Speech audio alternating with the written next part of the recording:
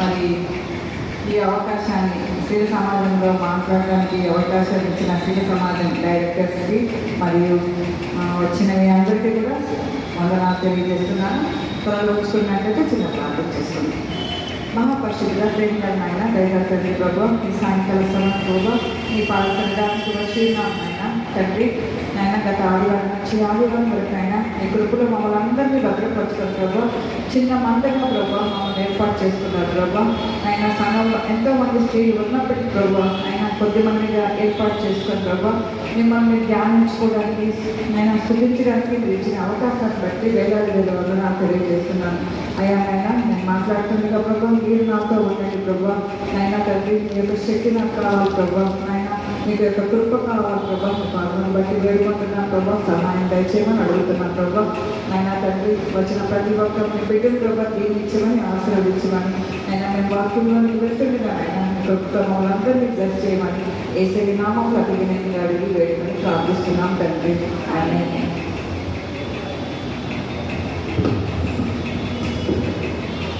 మరి స్త్రీలకు గురించి కాబట్టి ఈరోజు ఒక స్త్రీ గురించి మనం మాట్లాడుతున్నామండి.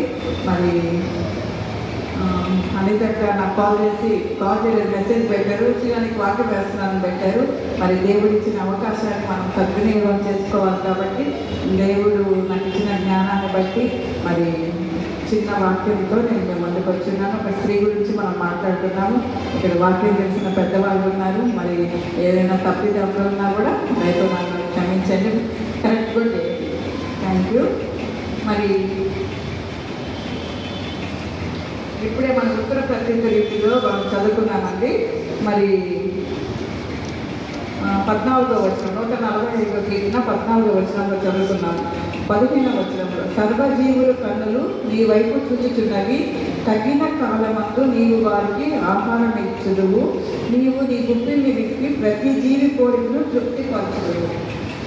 మరి ఫస్ట్ మనం మార్నింగ్ లేదంటే ఫస్ట్ మనకంటే ముందు ఎవరు లేస్తారు? ఫస్ట్ మనకంటే ముందు పక్షులు లేస్తాయి. మరి మనము ఈ టౌన్లలో ఉంటున్నాం కాబట్టి మనం పక్షుల కిలకిలలు అసలు వినట్లేదు.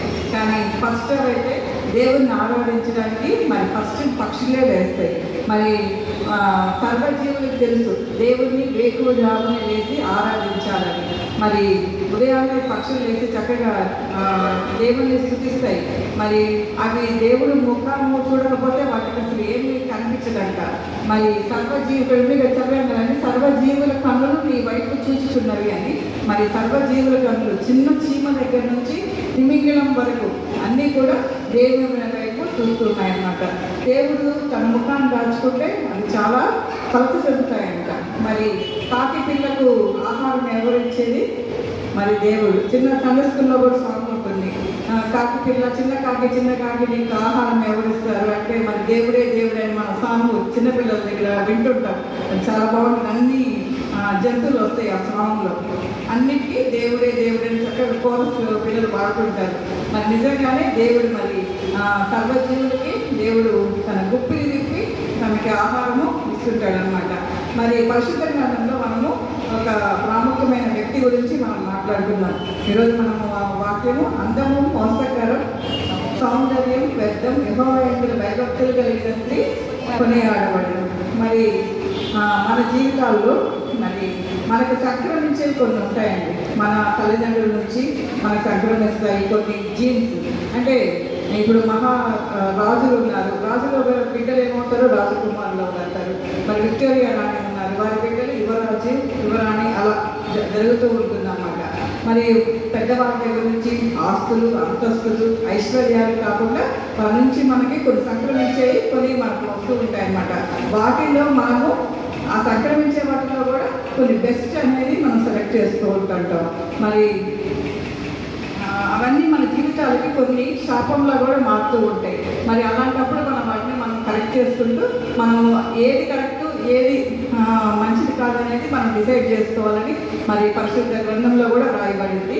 మరి ఇప్పుడే చదువుకున్నాం కదండి, చక్కదనము, మోసకరము, సౌందర్యం, వ్యర్థము, యెహోవాయందు భయభక్తులు కలిగిన స్త్రీ కొనియాడబడింది. మరి దేవుడు మన స్త్రీలను మనని ఇంతగా బ్లెస్ చేసి మనం ఈరోజు ఈ ప్లేస్లో ప్లేస్లో ఇక్కడ కూర్చున్నామంటే దేవుని యొక్క ఆశీర్వాదం ఉండాలి. మరి ఎంతోమంది స్త్రీలు ఉన్నారు, సంఘంలో కూడా ఎంతోమంది వస్తుంటారు వెళ్తున్నారు. కానీ కొంతమందిగా మనం భక్తితో ఇక్కడికి వచ్చామంటే స్త్రీ సమాజంలో పాల్గొనాలని ఒక మంచి ఒపీనియన్తో మనం ఇక్కడ వచ్చి కూర్చున్నాం అన్నమాట. మరి ఆ స్త్రీ కంట చాలా అందంగా ఉందంట. మన బహుశా తల్లి అందగట్టే ఉండొచ్చు, తల్లిదండ్రులు కూడా ఇంత అందంగా ఉండడం వల్ల ఆ స్త్రీ అందంగా ఉందని మనకు పోయి పరిశుద్ధ గ్రంథంలో రాయబడింది అనమాట. ఆమె అందం గురించి రాజులు కూడా ఆమె వెంటబడేవాళ్ళంట. అంటే ఆమె అంత అందంగా కనిపించేది అనమాట. మరి ఆ అందము ఆమెకి ఒక శాపంలా కూడా మారిపోయింది. ఆమె లైఫ్ని కంప్లీట్ చేసుకోకుండానే ఆమె పతనమైనట్టు మరి పరిశుద్ధ గ్రంథంలో రాయబడింది అనమాట. మరి ఆమె లైఫ్ చివరికి ఒక అగ్ని పర్వతం పగిలిపోయి ఆ లావాదేవీలు ఆమె కొట్టుకొని పోయినట్టు కూడా ఆమె చూస్తూ వచ్చారన్నమాట. మరి ఆ స్త్రీ ఎవరో హెలెన్. ఓకే. సో ఆ స్త్రీ మరి ఆమెకి అందమే ఆమెకి శాపమైనట్టు మన పరిశుద్ధాత్మ దేవుడు మనకి అపోస్తుల కార్యంలో మనం చూస్తామన్నమాట. మరి మన జీవితంలో ఎవరికి లేని ఆధిక్యత మనకున్నా, ఎవరికి లేని గొప్పతనం మనకున్నా, ఒకవేళ ఆ స్త్రీకున్న అందము, ఐశ్వర్యము, పేరు ప్రఖ్యాతులు నీకు లభిస్తే మనము వాటి ద్వారా నైతికత మనము పోగొట్టుకోకూడదు అనమాట. నైతిక విలువలు వేస్ట్ చేసుకోకూడదు, పాటు చేసుకోకూడదు. మన జీవితాలంతా దేవుడు మనల్ని ప్రత్యేకంగా ఏర్పాటు పడుతున్న స్త్రీలం మనం. సో మన జీవితాలు చాలా విలువైనవి. మరి దేవుడు పరిశుద్ధ గ్రంథంలో చాలా విషయాలు మన కొరకు రాయించి ఉన్నాడు అన్నమాట. స్త్రీల గురించి చాలామంది స్త్రీలు ఉన్నారు. మరి మంచివారు ఉన్నారు, మరి దేవుని భయభక్తులు కలిగిన స్త్రీలు చాలామంది ఉన్నారు, చెడు స్త్రీలు కూడా చాలామంది ఉన్నారు. మరి దేవుని సన్నిధిలో మనము ఎలా జీవించాలో మనం నేర్చుకోవాలి. దేవుని సన్నిధికి వచ్చి మళ్ళీ మనము తప్పిపోకూడదు అన్నమాట. మనం దేవుని సన్నిధికి ఎందుకు వస్తున్నాము? బుద్ధి నేర్చుకోవడానికి, జ్ఞానం నేర్చుకోవడానికి. మరి పాస్టర్ గారు రెగ్యులర్గా చెప్తున్నారు విశ్వాసం గురించి. మరి మనము తెలియని విషయాలు చాలా మనము వింటూ వస్తున్నాం అన్నమాట. దేవుని సన్నిధికి మనము ఆ ప్రకారం జీవించకుండా ఉంటే అది మన శాపం అని దేవుడు తెలియజేస్తున్నాడు. మరి ఆమె గురించి పరిశుద్ధాత్మ దేవుడు ఆమె గురించి ఒక్కసారి పరిశుద్ధ గ్రంథంలో రాయబడింది. అపోస్తుల కార్యంలో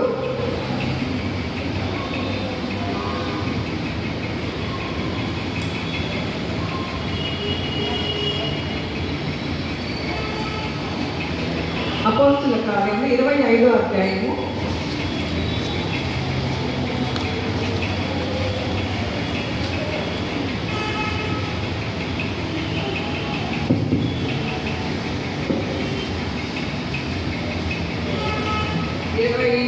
24-25 వచనాలు మనకి ఆమె గురించి మనకి తెలియజేస్తుంది అన్నమాట. మరి ఒక్కసారి దేవుడు ఆమె గురించి వ్రాయడానికి ఇష్టపడ్డాడు అనమాట. మరి ఆమె గురించి మాట్లాడడానికి దేవుడు ఒక్కసారి మరి అవకాశము వచ్చి పరిశుద్ధ గ్రంథంలో ఆమె పేరు వ్రాయబడింది. ఆమె మరణించడానికంట పౌలు గారిని చూసే అవకాశము ఆమెకు కలిగింది. మరి ఆయనతో మాట్లాడే గొప్ప అవకాశం ఆమెకు వచ్చింది. పౌలు గారి వాక్యం వినే అవకాశం కూడా ఆమెకు వచ్చిందన్నమాట. పౌలు గారిని దగ్గరగా చూసే అవకాశం కూడా ఆమెకు వచ్చింది. మరి కొత్త నిబంధనలో యేసుక్రీస్తు వారి తర్వాత పౌలు గారు అంతటి ప్లేస్లో ఉన్నట్టు మనం చూస్తూ ఉంటాం అన్నమాట. మరి అపోస్తులైన పౌలు గారు మాట్లాడితే సాధారణమైన విషయం కాదు. మరి ఆ స్త్రీకి ఆయన్ని చూసే అవకాశము, ఆయన మాటలు వినే అవకాశము ఆమెకి వచ్చినట్లు మనం చూస్తున్నాము. ఆమె అక్కడ మహారాణి హోదాలో అక్కడ కూర్చొని ఉంది. మరి ఆమె కూర్చున్నప్పుడు సువార్త పక్షంలో పౌలు గారు మాట్లాడడానికి ఆ ముందు నిలబడి ఉన్నాడు. మరి ఆమె కొరకే సూటిగా మాట్లాడడానికి కొన్ని మాటలు అక్కడ నేను చదువుతాను. కొన్ని దినములైన తర్వాత ఫెలిక్స్ యూదురాలైన ద్రుసిల్లా అను తన భార్యతో కూడా వచ్చి పౌరుని పిలిపించి యేసుక్రీస్తున కలిగి విశ్వాసమును గూర్చి అతడు బోధింపగా వినెను. మరి ఎవరి గురించి అయితే మనం ఈరోజు మాట్లాడుకుంటున్నాం? ద్రుసిల్లా గురించి మనం ఈరోజు మాట్లాడుకుంటున్నాం. ఆమె మరి రాణి గారి హోదాలో మరి ఆ సింహాసనం మీద కూర్చున్నప్పుడు మరి పౌలు గారు కైసరులో జరిగిన సంఘటన, మరి ఆయన్ని బంధించి జలసాలలో ఉంచి మరి న్యాయాధిపతి ముందు ఆయన నిలబెట్టారు అనమాట. అప్పుడు మన రాజుగారు రాణి గారి ముందు మన పౌలు గారిని నిలబెట్టారనమాట. వాళ్ళు చెప్పడం బోధింపగా వినేరు. వాళ్ళు ఏం చేస్తున్నారు, చక్కగా వింటున్నారు. వాళ్ళిద్దరు బాధించడం అక్కడ కూడా ఆయన పౌలు గారు ఏం చేస్తున్నారు, యేసుక్రీస్తు గురించే చెప్తున్నారు. ఆయన మీరు మారండి, ఎందుకంటే దృష్టిలో గారు ఇంకా కొన్ని ముందు వస్తాయి విషయాలు. మరి అలాంటి పరిస్థితుల్లో హెచ్చరిస్తున్నాడు మన పౌలు గారు. ఏమని హెచ్చరిస్తున్నాడు కింద వచనాల్లో, అప్పుడు అతడు నీతిని గూర్చియు ఆశా నిగ్రహంను గూర్చియు రాబో విమర్శను గూర్చియు ప్రసంగించుచుండగా, దేని గురించి, నీతిని గూర్చియు ఆశా నిగ్రహంను గూర్చియు రాబో విమర్శను గూర్చియు ప్రసంగించుచుండగా. మరి ఎవరికైనా ఇప్పుడు మనల్ని నువ్వు తప్పు చేస్తావంటే మనకు ఎక్కడలేని కోపం వస్తుంది, మనం జీర్ణించుకోలేము. ఎందుకంటే అది సహజమైన విషయమే. నువ్వు తప్పు చేసావంటే కాదు. ఇక్కడ పౌలు గారైతే యేసుక్రీస్తు యొక్క బోధని చక్కగా నీతిని గూర్చి విమర్శను గూర్చి రాబోవు విమర్శల గురించి చక్కగా చెప్తున్నాడు. అవి ఎవరికి తగ్గుతున్నాయి, మరి మన దృశ్యులకు తగ్గుతుంది, ఫెలిక్స్ రాజు గారికి ఇద్దరికి. కానీ అవన్నీ వాళ్ళకి నచ్చలేదు, పౌలు గారు చెప్పేది నచ్చలేదు. వెంటనే ఫెలిక్స్ భయపడి ఇంటికి వెళ్ళము చాలా గట్టిగా. ఎందుకంటే యేసుక్రీస్తు గురించి ప్రకటిస్తున్నందుకు ఆయన్ని చెరసాలలో ఉంచారు. మరి అక్కడికి వచ్చి మీరు తప్పు చేశాడని వాళ్ళని గర్జిస్తున్నప్పుడు వాళ్ళు ఇంకా చాలించు భయపడి, అంటే ఆయన చెప్పే విషయాలకు భయపడిపోయారు. భయపడి ఇంటికి వెళ్ళము, నాకు సమయమైన నిన్ను పిలవగలుగుతున్నానని చెప్పాను.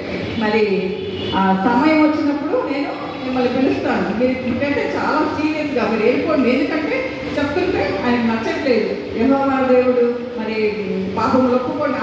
ఆమె చేసే పాపాలు, ఆమె అందం వల్ల ఆమె ఎంత ఇబ్బంది పడిందో, మరి ఆమె చేసే తప్పులు మరి పౌలు గారు బోధిస్తున్నప్పుడు చాలా కోపంతో మీరు ఇక్కడ చాలించుము అని చాలా గట్టిగా ఇక్కడ చెప్పినట్టు మనం 24, 25 వచ్చిన చక్కగా మనం చూసామన్నమాట.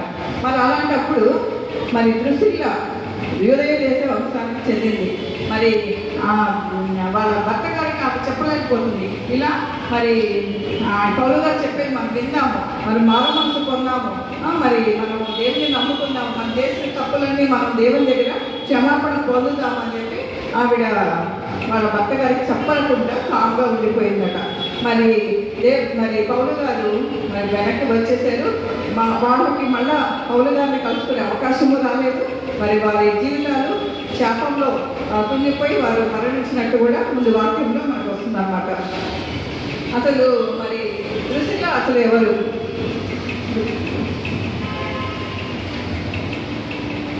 ఆమె మరి దృష్టిలా మన హేరోజు రాజు, మరి హేరోజు రాజు మునిమనవరాలుగా కూడా మనము చూస్తున్నాము.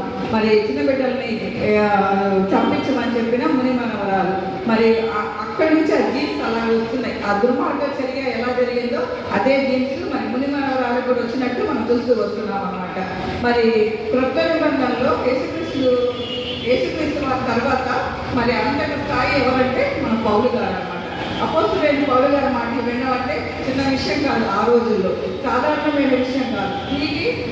ఆ స్త్రీకి దృశ్యులకి మరి పౌలు గారిని కలుసుకునే గొప్ప అవకాశం దేవుడు అవకాశం ఇచ్చాడు. కానీ ఆ అవకాశాన్ని ఆమె సద్వినియోగం చేసుకున్నట్టు ఎక్కడ కనిపించలేదన్నమాట. మరి అందుకే మరి ఆవిడ గురించి ఆమె అందము ఆమెకు శాపమైంది. మరి అందం మోసకరం అనే వాక్యము కరెక్ట్గా దేవుడు ఆమె కోసం రాయించుంటాడేమో అని మనం అనుకుంటాం. మరి అపోస్తల కార్యంలో మరి 12వ అధ్యాయంలో మరి మన దృష్టిలా గారి తండ్రి గారు చేసిన అరాచకాలన్నీ ఆ వచనాల్లో మనం చక్కగా చూడొచ్చు అన్నమాట. పౌలు గారి గురించి దృష్టిలాకి తెలుసు, ఎందుకంటే ఆయన ఆమె కోసమే చెప్తున్నాడన్న విషయం కూడా మరి దృష్టిలాకైతే అర్థమవుతుంది. మరి పక్కన కూర్చున్న ఆమె భర్తకి ఆ విషయం తెలియదు. మరి భార్యగా ఆమె చెప్పలేకపోయింది. మరి అన్నయ్య సత్వీర గురించి కూడా మనము వింటుంటాం. వారిద్దరు కూడా ఒకరి మీద ఒకరు మాట్లాడుతూ ఇద్దరు సమాధి చేయబడ్డారు. మరి ఈ విషయాలను ఎక్కడ జరిగాయంటే కైసర్లో జరిగాయి అన్నమాట. మరి ఆయన అసలు జైల్లో ఎందుకు పెట్టారు పౌలు గారిని, సువార్త ప్రకటిస్తున్నందుకు పెట్టారు. పౌలు గారి మీద అభియోగాలు మోపి కైసర్లోని ఆయన చెరసాల్లో ఆయన్ని ఉంచారు అన్నమాట. మరి పౌలు గారు న్యాయసభ ముందు దుస్తులకి చెప్తున్నాడు అనమాట. అప్పుడు పౌలు గారి బోధ చాలా గొప్ప బోధ అనమాట. బోధ వినే వాక్యము మరి దృష్టిలోకి కలిగింది. మరి పౌలు గారు గొప్ప వేదాంతి, ప్రసంగికుడు, క్రీస్తుని కోరిన వ్యక్తి, మరి అలాంటి వ్యక్తి చెప్తున్న మాటలు మరి దృష్టిలో పట్టించుకునే స్టేజ్లో ఎక్కడా కనిపించలేదు అనమాట. యేసుక్రీస్తుని గురించి పౌలు గారు ఎక్కడున్నా కూడా ఆయన పని ఏంటి? సువార్తను ప్రకటించడం. అలాగే ఇప్పుడు ఈ దృష్టిల దగ్గర కూడా మరి ప్రకటించడానికే వచ్చారు. ఆయన చేయని తప్పులు చెరసాల్లో వేశారు. మరి ఆయన ముందు నిలబడి మరి వారి గురించి, నీతిని గురించి, మరి ఆశా విగ్రహం గురించి మరి చెప్పడానికి మరి వారి ముందు నిలబడినప్పుడు వారు వినే స్టేజ్లో వాళ్ళు లేదు. కానీ పౌలు గారు చక్కగా మరి విమర్శల గురించి చక్కగా చెప్పారన్నమాట. మరి దేవుడు ఎవరి సమయాన ఎవరితో మాట్లాడతారో మనకైతే తెలియదు అనమాట.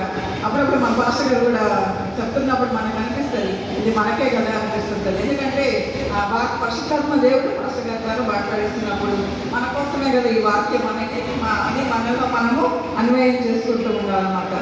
మరి ఈ దృశ్యుల పరిస్థితి ఎలా అయిందంటే చివరికి ఆమె వాక్యం వినకుండానే తన జీవితం మొత్తం అంతమైపోయింది. మరి 12వ వచనం ఇద్దామండి.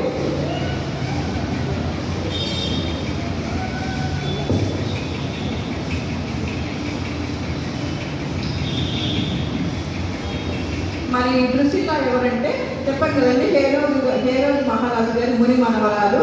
మరి వీళ్ళ తండ్రి హేరోదు అగ్రిప్ప. మొదటి వచనం చదువుకుందాము. దాదాపు అదే కాలం నందు రాజైన హేరోదు సంగపు వారిన కొందరిని బాధ పెట్టుటకు బలత్కారముగా పట్టుకొని యోహాను సహోదరుడైన యాకోబును ఖడ్గంతో చంపించెను. మన 5వ వచనం. పేతురు చెరసాలలో ఉంచబడెను. సంఘం అయితే అతని కొరకు అత్యాసక్తితో దేవునికి ప్రార్థన చేయుచుండెను. మరి ఆయన చేసిన దుర్మార్గాలు, తండ్రి గారు దుస్థితి, ఆ దుర్మార్గాలు చేసి క్రైస్తవులు హింసించాడు. మరి చరిత్రలో వేయిస్తున్నాడు. చేయని తప్పులు వాళ్ళని చాలా హింసగా ఘోరంగా వాళ్ళని హింసిస్తున్నప్పుడు మరి దృష్టిలో అవన్నీ చూస్తూ వస్తుంది చిన్న వయసు నుంచి. మరి ఆయన ఎంత దుర్మార్గంలో మరి 12వ వచనం మొత్తం మనం చదువుకున్నట్లయితే మరి చక్కగా అక్కడ రాయబడింది అనమాట. హేరోదు చేసిన అగ్రిప్ప చేసిన దుర్మార్గాలన్నీ దృష్టిలో తండ్రి కాదనమాట. చేసిన అన్ని అక్రమాలన్నీ అక్కడ ఉన్నాయన్నమాట. 21వ వచనంలో నియమించబడిన దినమందు హేరోదు రాజవస్త్రము ధరించుకొని న్యాయపీఠం మీద కూర్చుండి వారి ఎదుట ఉపన్యాసం చేయగా జనులు ఈ దైవ స్వరమే కానీ మానవ స్వరం కాదని కేకలు వేసింది. అతడు దేవుని మహిమపరచనందున వెంటనే ప్రభువు దూత అతని మొత్తింది. కనుక పురుగులు పడి ప్రాణం వీర్చాను. మరి పురుగులు పట్టి ప్రాణము చనిపోయిన తర్వాత పురుగులు పడుతున్నట్టు మనం చూస్తుంటాం. మరి ఈయన చేసే దుర్మార్గాల వల్ల దేవుడికి అయిష్టంగా ఉన్నాడు. దేవుడు మనుషుల మెప్పు పొందాలనుకున్నాడు. మరి దేవుడు ఇవన్నీ ఇష్టపడతాడండి. మరి దుర్మార్గ పనులు అయ్యే దుర్మార్గం పనులని మరి దృష్టిలో చేస్తూ వచ్చిందన్నమాట. తండ్రి చేసే పనులని ఆమె చూస్తూ వచ్చింది. మరి అదే ఫాలో అవుతుంది. ఫస్ట్లో చూసాక చదువుకున్నాం కదండి. మరి జీన్స్ అదే జీన్స్ ఆమెకు వచ్చాయి కాబట్టి అదే దుర్మార్గత మరి ఆమెలో దృష్టిలో మనకి వచ్చిందన్నమాట. మరి గద్దించలేదు. మరి ప్రజలు నువ్వే గొప్ప, నువ్వే గ్రేట్ అని దేశాలు పలుకుతుంటే ఆయన ఏమన్నాడు? నాది కాదు గ్రేట్, ఎవరిది? దేవుడిది. కానీ ఆయన అలా అనుకోలేదు. నాదే గ్రేట్, నేనే గ్రేట్ అని చెప్పుకున్నాడు. ఏమైపోయాడు? పురుగులు బట్టి చనిపోయినట్టు మనం చూసాం ఇప్పుడే. మరి దృష్టిలోకైతే ఇవన్నీ చూస్తున్నాడు. ఆమెకు యథార్థం అంటే ఏదో తెలుసు. మరి ధర్మశాస్త్రం అంటే కూడా ఆమెకు బాగా తెలుసు అన్నమాట. మరి దృష్టిలో వాళ్ళ తండ్రి గారు చనిపోయేటప్పటికి ఆమెకు 4 years అయినట్టు మనము బైబిల్ గ్రంథంలో చూస్తున్నాము.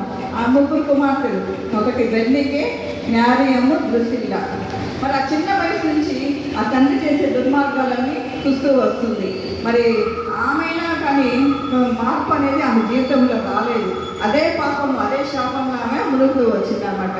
మరి దృష్టిలో అందుకే దేవుడు కూడా ఆమె గురించి పరిశుద్ధ గ్రంథంలో ఒక్కసారే మాట్లాడాడు, ఒక్కసారి చెప్పడానికి ఇష్టపడ్డాడు. మరి అటువంటి దృష్టిలో మరి చిన్న వయసు నుంచి ఆ తండ్రి చేసే పనులు తప్పుతూ ఆయన్ని చూస్తూ వస్తూ తను పెరిగి పెద్దదైందనమాట. మరి ఆమెకి వాళ్ళ నాన్న దేవుడిని గణపరచలేదని తెలుసు. మరి జనాలు పొగిడితే మరి పొగడకండి అని చెప్పడానికి ఇష్టపడలేదు. దేవుని తీర్పు ఏమొచ్చింది? వాళ్ళ నాన్న మీదకి వచ్చింది అనమాట.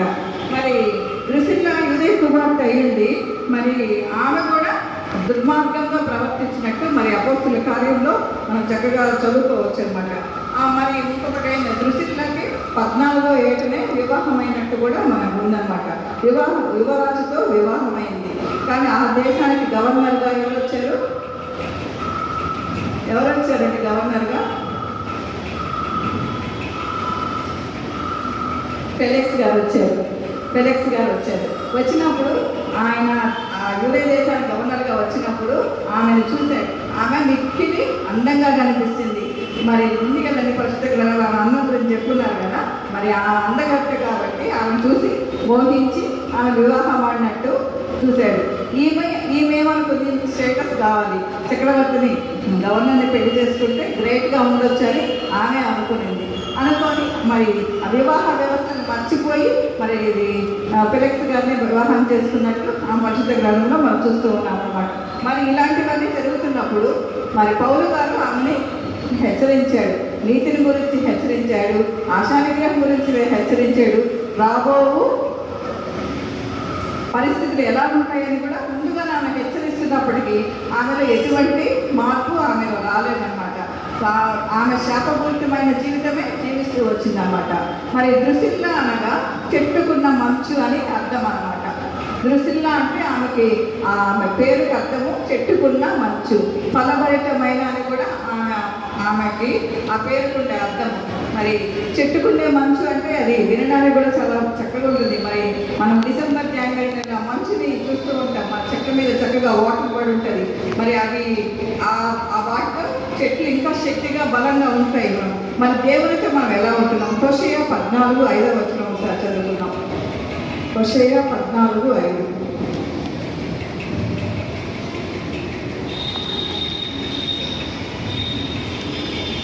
చెట్టునకు మంచు ఉన్నట్టు నేను అతనికి ముందును. హోషేయ 14:5. చెట్టునకు మంచు ఉన్నట్టు నేను అతనికి ముందును. మరి మనము మంచు చెట్టుకు ఎలా ఉంటుందో దేవుడు మనతో ఉండాలని మనం మన దేవుడు కూడా అలా ఇష్టపడుతున్నాడు. మంచు వల్లే దేవుడు మనతో ఉన్నట్టున్నాడు. మనం ప్రతిరోజు చెట్టుకు మంచుకున్నట్టు మాతో ఉండు ప్రభు అని దేవుని మనం అడగాలి. మరి మంచు అనేది చాలా అంటే ఆ సీజన్ డిసెంబర్ జనవరిలో మనం మంచు అనేది చూస్తూ ఉంటాం అన్నమాట. మరి ఆ మంచు ఎలా ఉంటుందో మరి దేవునికి కూడా అలాంటి సంబంధం ఉండాలి. మరి చెట్టు బాగా ఫ్రెష్గా ఉండాలంటే మంచు ఉండాలి. మరి చెట్టు స్ట్రాంగ్గా ఉండాలి. మరి అలాంటి మంచుకి మరి మా చెట్టునకు మంచు ఉన్నట్టు నేను అతనికి ముందునని యెహోవా దేవుడు సెలవిచ్చాడు.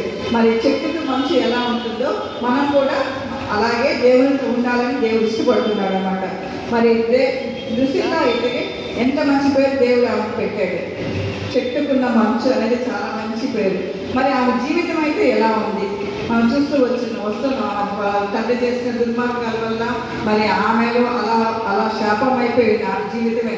మరి పౌలు గారు హెచ్చరిస్తున్నప్పటికీ కూడా ఆమెలో ఏ మార్పు రాలేదు. మరి మనం ఒక తప్పు చేసినప్పుడు మన దేవుని దగ్గర మనం ఒప్పుకున్నప్పుడు దేవుడు తప్పకుండా మనకి క్షమాపణ ఇస్తాడు. మరి వీళ్ళకి టైం వచ్చినప్పుడు కూడా ఆమె ఆ తప్పును గ్రహించలేకపోయింది. అదే వేలో ఆమె పోతూ వచ్చింది. రెండో వివాహం చేసుకుంది. మరి భర్తను వదిలిపెట్టింది. మరి అవన్నీ పౌలు గారికి తెలుసు కాబట్టి పౌలు ద్వారా దేవుడు హెచ్చరింపబడ్డాడు. అదే మనము దేవుడు ఎవరి పరవాళ్ళ ద్వారా హెచ్చరించబడినప్పుడు మనం అది తెలుసుకోవాలన్నమాట. మరి ప్రభువు మనసు వచ్చే రీతిగా నీ దగ్గరికి వస్తాడని ఉంది. నీతో వస్తాడు, మనందరితో కూడా ఎప్పుడు దేవుడు మనతో ఉంటాడు, సదాకాలంగా ఉంటాడు, సంరక్షిస్తాడు, మనల్ని ప్రాణపదంగా కూడా చూసుకుంటాడు అనమాట. నేను లాస్ట్ స్త్రీల కుడికిలో ఒకసారి చెప్పాను, ఎప్పుడు మన స్త్రీల సమాజము ఈ 4 గోడల మధ్య కాదు, మనం బయటకు వెళ్ళాలి. నేను చెప్పాను, వారంలో ఒక ఆదివారం మనం చక్కగా పత్రికలు పంచితే బాగుంటుందని. అది మనం ఫాలో అయితే బాగుంటుంది. ఎందుకంటే మనమే కూర్చుంటున్నాం, మనమే వాక్యం వింటున్నాం, మనమే వెళ్ళిపోతున్నాం. ఇది కాదు, మనము మన స్త్రీల సమాజము బయటకు వెళ్ళాలి. చక్కగా మనము ఒక వారం బయటకు వెళ్ళి ఒక పత్రికలు న్యూ టెస్ట్మెంట్ బయటకు పంచుకోవచ్చు. ఎన్నో సేవలు మన స్త్రీల సమాజం చేయొచ్చు. కానీ ముందు మనం చేయడానికి ఇష్టపడుతున్నాం. మరి అలా ఈ చర్చి క్లీనింగ్ విషయం కూడా మన యవనస్తులు ఎప్పుడు మన చర్చి క్లీన్ చేస్తుంటారు. ఒకసారి మన స్త్రీల సమాజం చేద్దాము, అవన్నీ నాకు మైండ్లో ఉంటాయి, అలా చేస్తే బాగుండదు అని. కానీ పెద్దవాళ్ళు చెప్తేనే మనం చేయాలి అవన్నీ. సో అలాంటి కొన్ని చిన్న సమాజం మనం ఏంటో వచ్చిపోతున్నాం వెళ్ళిపోతున్నాం కాకుండా కొన్ని మంచి పనులు మన సువార్తని మనమే ప్రకటించకుండా బయటికి వెళ్దాం. బయట ఎన్నో ప్రదేశాల్లో సువార్త తెలియని వాళ్ళు ఉన్నారు, పోయి ఒక కరపత్రిక వాళ్ళని పంచుతాం. వాళ్ళ 10 మందిలో ఒకరైనా దేవుడిని తెలుసుకునే అవకాశం ఉంటుంది. ఎంతో భయంకరమైన రోజుల్లో మనం బ్రతుకుతున్నాం. ఎక్కడ మరి రాబోయే రోజుల్లో బైబిల్స్ కూడా దొరకవో లేని పరిస్థితులు వస్తాయి. మరి దేవుడు మనకు అవకాశాన్ని ఇచ్చినప్పుడు మనము ఆ అవకాశాన్ని సద్వినియోగం చేసుకుంటున్నాం అనేది మనము చేసుకోవాలన్నమాట. శాశ్వతమైన ప్రేమతో దేవుడు మనల్ని ఎప్పుడూ ప్రేమిస్తున్నప్పుడు మనం ఆయనకి ఏమిస్తున్నాము. మనము ఏదో స్త్రీలకు ఇక మార్నింగ్ చర్చికి వచ్చాము, సాయంత్రం స్త్రీలకు ఇంటికి వచ్చి వెళ్ళిపోయాము. అలా కాకుండా మనము కొన్ని మంచి కార్యక్రమాలు చేయడానికి మనము మన అవకాశాన్ని మన దేవుడు మనకి ఇస్తున్నప్పుడు మనం దాన్ని సద్వినియోగం చేసుకోవాలన్నమాట. మరి చెట్టు సరిగా లేకపోతే మంచి ఉండదు. మరి బాధ్యత కలిగిన స్త్రీ మరి ఎలా ఉండాలంటే మరి దేవుణ్ణి ఎప్పుడూ హెచ్చిస్తుండాలి, దేవుని ఘనత పొందుతూ ఉండాలి. మరి మనకైతే దేవుడు ఏ పని అప్పగించాడో ఆ పని మనము సక్రమంగా చేయాలి. మరి బ్రెజిల్లా లాగా కాకుండా మనం బాధ్యత కలిగిన స్త్రీలుగా మనము ముందుకు సాగుతూ ఉండాలన్నమాట. అది ఏ బాధ్యత అయినా, తల్లి బాధ్యత, అత్తగారి బాధ్యత, ఎలాంటి బాధ్యతలైనా మనకిచ్చిన బాధ్యతను అనేది మనం సక్రమంగా కరెక్ట్గా చేసి మన దేవుని దగ్గర మనం ఎక్కువ పొందాలన్నమాట. మరి పరిశుద్ధ గ్రంథంలో కొంతమంది స్త్రీలను చూస్తున్నాం. మరి శారా గురించి మనకు తెలుసు, జనాంగాలకి తల్లి ఆవిడ. మరి హన్నా గురించి తెలుసు, మరి ప్రార్థన ఎదురు పొద్దున పాస్టర్ గారు కూడా సమయం గురించి చక్కగా చెప్పారు. మరి ఎస్తేర్ అంటే ధైర్యవంతురాలు, దెబోరా నాయకురాలు, రిబ్కా అంటే చక్కనిది, రూతు అంటే గొప్ప వ్యక్తిత్వం కలిగింది, షేబా దేశపు అన్వేషి, మార్త ఇంత ఎక్కువ ఆతిథ్యం ఇచ్చిన స్త్రీగా మనం చూస్తున్నాం. మరి మిరియాము ఆరాధికురాలు, మగ్దలేని మరియా క్రీస్తుని వెంబడించింది. మరి ఎలిజబెత్ కటాక్షించమని ఇంత మంచి స్త్రీలను మనము చూస్తూ ఉన్నాం.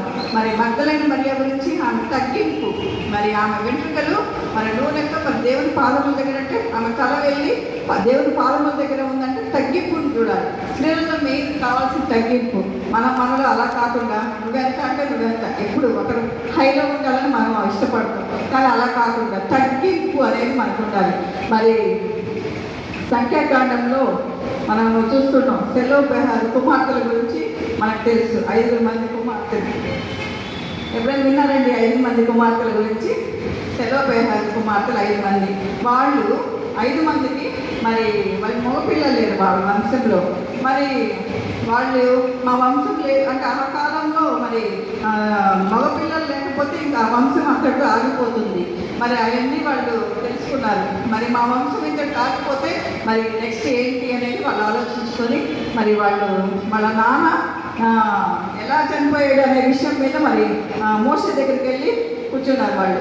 ఎందుకంటే మా నాన్న చనిపోయాడు, ఇంకా మాకు ఈ స్వాస్థ్యం ఏం అవసరం లేదని వాళ్ళేం కావాలన్నా కూర్చోలేదు.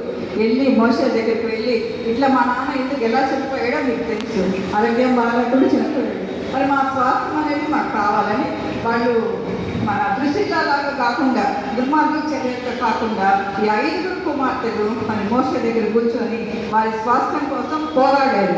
మరి సంఖ్యాకాండంలో చక్కగా వారి గురించి వ్రాయబడి ఉంది. మరి సంఖ్యాకాండము 5వ అధ్యాయము 6వ అధ్యాయంలో ఉంటుంది అది. మరి మోషే దగ్గర వాళ్ళు నిర్ణయించుకున్నారు. మోషే గారికి మరి ఆ కుమార్తెల మీద బాధ కలిగింది.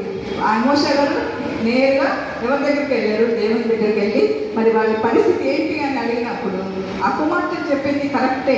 మరి సెలోపెహారు పక్షాన దేవుడు నిలబడ్డాడు అనమాట.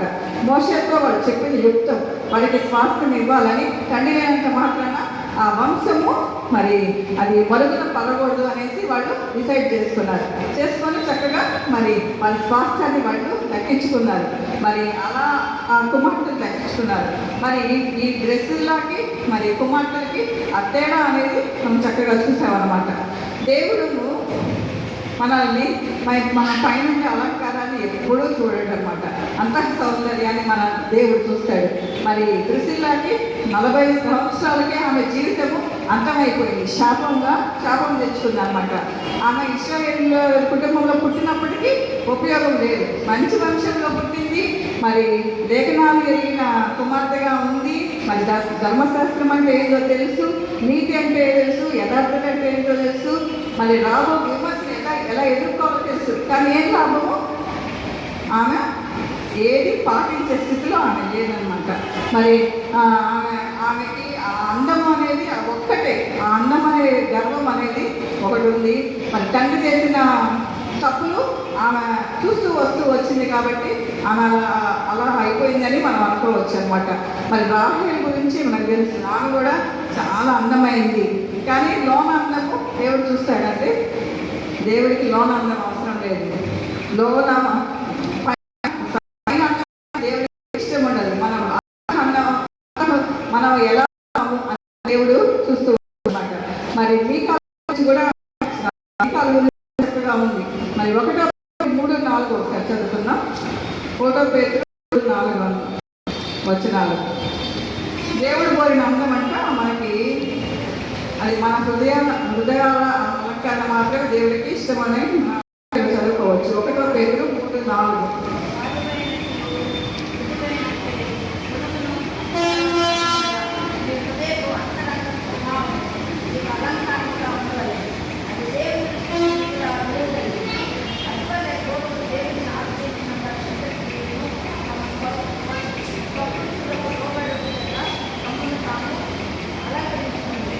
మరి మనము ఎలా ఉన్నామనేది 1 Peter 3:4 మనము అలంకారం గురించి చక్కగా పరిశుద్ధాత్మ దేవుడు రాయబడి ఉన్నాడు. మరి దృశ్యలాగా కాకుండా మనము పరిశుద్ధ అలంకరణతో మనము మరి ఇప్పుడు ఈ లోకంలో మనం జీవిస్తున్నప్పుడు వీళ్ళు క్రైస్తవ స్త్రీలు వీళ్ళు ఎలా ఉండాలి అనేది మన ఇతరులకి మనం మార్గదర్శకంగా మనం ఉండాలన్నమాట. పోతిఫర్ భార్య గురించి విన్నారండి. ఆమె ఉన్నదానిలో తృప్తి పొందక అతిగా ఆశపడిన స్త్రీ. పోతిఫర్ భార్య ఉన్నదానిలో తృప్తి పొందక ఆశగా అతిపడిన స్త్రీ అని అతిగా ఆశపడే స్త్రీ అనమాట. యోబు భార్య గురించి మనకు తెలుసు, అపార్థాలు చేసుకొని భర్త చాపు కోరుకునే స్త్రీ. లోతు భార్య లోకాన్ని విడవబడటానికి ఇష్టపడని 2 తలలు కలిగిన స్త్రీ. మరి ఇటువంటి స్త్రీలు సంఘాల్లో కుటుంబాల్లో ఉంటే అన్ని పోరాటాలే అని మనం చూస్తూ ఉన్నామంట. మరి అపొస్తలుల కార్యంలో మరి దృశ్యుల గురించి మనము ఆ వచనాలన్నీ 25, 24 నుంచి లాస్ట్ వరకు చదువుకుంటే మరి ఆమె జీవితం ఎలా ఉందనేది ఆ వచనాల్లో చాలా క్లియర్గా ఉంటుందన్నమాట. దేవుడు మరి మనము మాట వినే వరకు దేవుడు మనం ప్రార్థిస్తాం. దేవుడు ఎప్పుడు మనకు సమాధానాన్ని చెప్పాలో దేవుడికి తెలుసు అనమాట. మనం దేవుడిని మాట వినేంత వరకే కాదు, నువ్వు దేవుని మాట వినేంత వరకు మనము ముందుకు వెళ్తూ ఉండాలన్నమాట. మరి ఒక్కోసారి అపొస్తలుల కార్యం 24, 25 వచనాలు ఒకసారి చదువుతున్నాం. అప్పుడు అతడు అపొస్తలుల కార్యం 24 అధ్యాయం 24, 25 వచనాలు ఒకసారి చదువుతున్నాం. కొన్ని దినములైన తర్వాత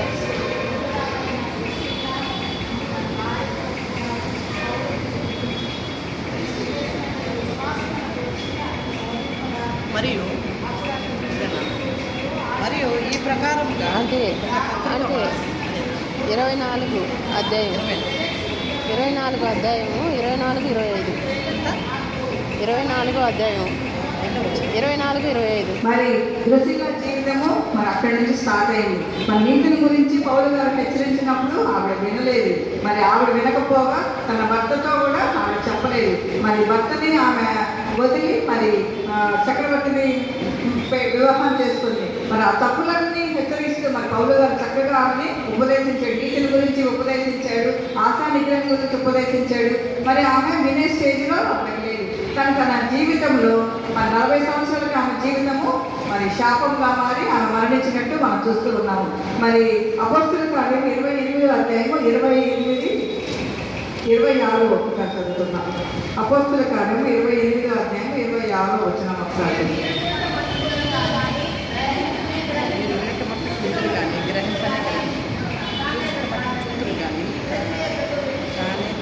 మనము వింటున్నాం, ఎన్నో వాక్యాలు వింటున్నాం. మరి పాస్టర్ గారు మార్నింగ్ తల్లుల గురించి చాలా చక్కగా ఈరోజు వాక్యం చెప్పారు. మరి తల్లులు చేసే ప్రార్థన బిడ్డలకి ఎంత ఆశీర్వాదకరంగా మనం చక్కగా విన్నాం. మరి హన్నా ప్రార్థన విన్నాము. మరి నిజంగానే మనం తల్లులుగా మన బిడ్డల కోసం మనం ప్రార్థిస్తున్నామా? మరి మన బిడ్డలు మరి భవిష్యత్తు ఎలా ఉంటుందో మనము కన్నీటి ప్రార్థన మనం చేస్తున్నామా? మరి దృశ్యంలో అయితే తన జీవితాన్ని మరి నాశనం చేసుకుంది, మరి నాశనం చేసుకుని తన భర్తను కూడా మార్చుకోలేకపోయింది. మరి పురుగులు బట్టి మరి చనిపోయే స్టేజ్కి వాళ్ళు వచ్చారు. అంత దుర్మార్గంగా వాళ్ళు ప్రవర్తించినట్టు మనం చూసాం. మరి అలా కాకుండా కృషిలో అలాంటి జీవితం మనం జీవించకుండా మరి దేవుని భయభక్తులు గల స్త్రీలుగా మనం ఈ లోకంలో జీవించాలి. మరి ఈ అవకాశాన్ని ఇచ్చిన స్త్రీ సమాజం వరకు మరొకసారి వందనాలు తెలియజేస్తున్నాము. మరి దేవుడు ఈ వాక్యాన్ని దీవించి ఆశీర్వదించిన గాక. ఆమేన్.